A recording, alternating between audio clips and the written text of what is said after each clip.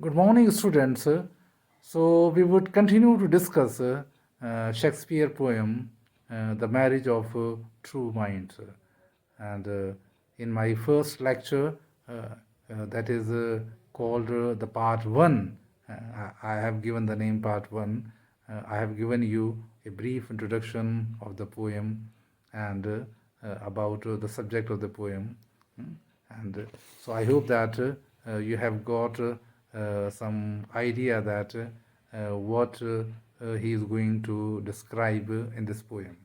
Now, in this lecture, we will discuss in detail the poem line by line and the meaningful uh, uh, similes and metaphors and others literary yarns which are discussed, which are used by the poet in the poem.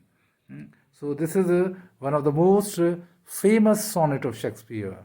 In this poem, the poet expresses his view on the true love.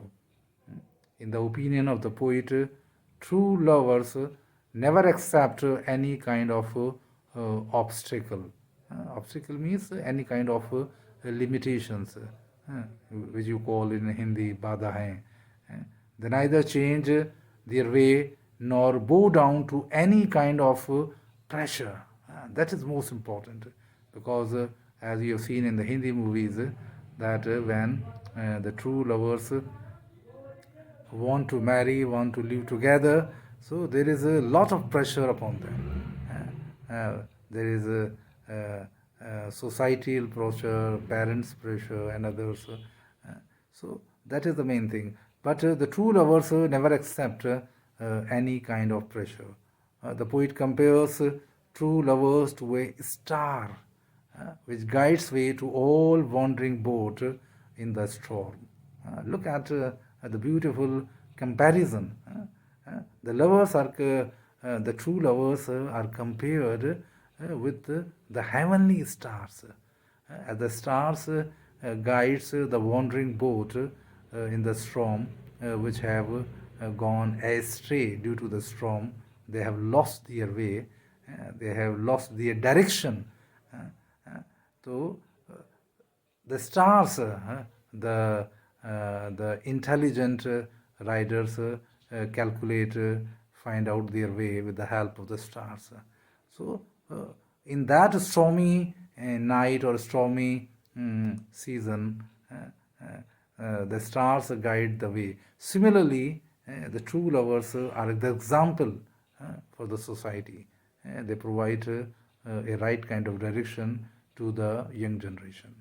Uh, Further, the poet explains that it is not the union of true minds who accept limitations. The poet has used the word impediments. Impediments means admit impediments that who bow down when the obstacles comes on their way. But true lovers never accept any kind of obstacles or any kind of limitations. Similarly, it is also not true love which changes according to time and situation. In our time, we have seen that the love changes according to time and situation, such as that when you love a person and some mishappenings happen to that person, mishappening happens, or accident took place, and the figure is, the face is distorted or injured. So your love is also turned down. You try to search another person for your love. So this is not the true love. This is not an example of true love when the love changes according to time and situation. Because the true love is permanent. True lovers don't bow down to any kind of pressure. True love is a fixed mark. The poet has a very fixed mark. That means that it is not shaken, it is not removed by any kind of pressure or thing. Whatever happens, it never changes. So it is a fixed mark. It is not shaken by any form of storm or pressure, by any sort of climate change or any kind of societal or outside pressure. True lovers are the guiding stars. They provide help and guidance to all wandering people. So this is the significance of true lovers. They are the guiding stars. As the stars guide, they also guide the society. But in our age, true lovers are not considered, they are not given the dignity which the earlier society gives to them. Because our love has become mundane. I am using the word mundane means earthly. It is self-centered. We are not. We are not. You can say that dedicated in our love. So that's why the meaning is also distorted. In the second part of the sonnet, so these things, these subjects were discussed in the first part. In the second part of the sonnet, Shakespeare condemns, Shakespeare criticizes, condemns मतलब criticizes, आलोचना करता है, the opportunist lovers. The opportunist lovers means, opportunist means the person who want to take advantage of the time and situation. That is opportunist. स्वार्थी जैसे हम बोलते हैं. The poet compares them with time. These people love their partner only in the young age. That some people have this tendency that they changes their partner. They always want their partner to be young, energetic, and in good health, and the pink of health. The poet makes reference to a sickle. The sickle is a very common example because you all belong to the rural background, and sickle is a very common instrument which is used to cut the harvest.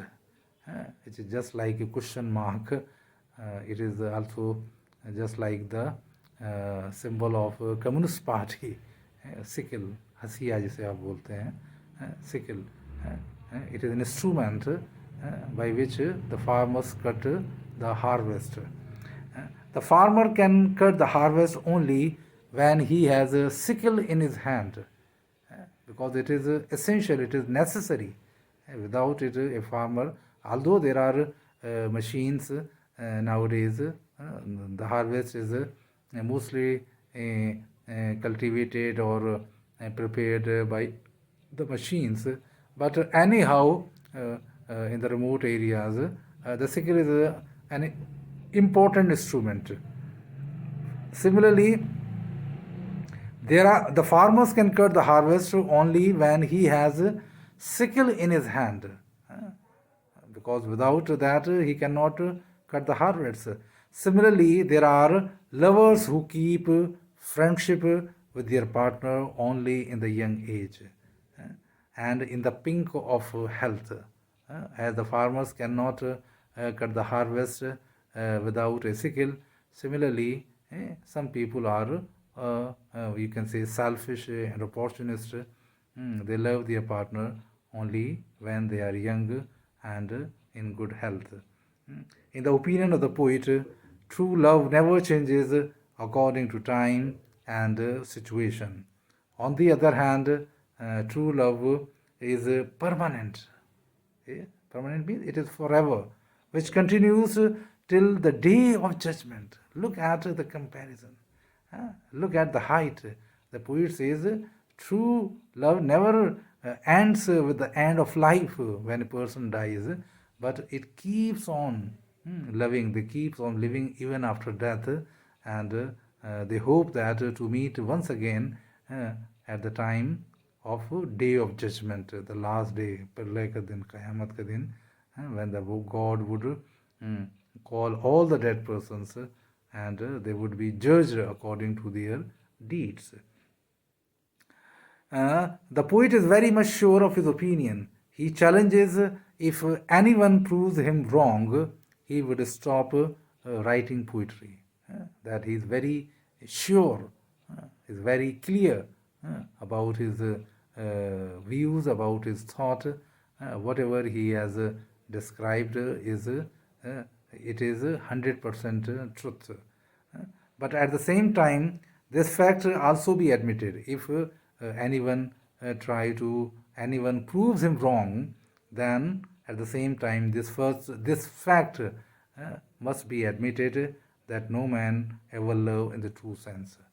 If I am wrong, if someone proves me wrong, then it means that the true love does not exist there.